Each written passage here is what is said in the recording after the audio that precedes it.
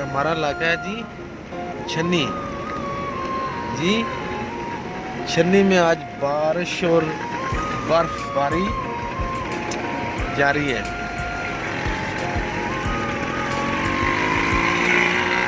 माशाल्लाह, ये देखिए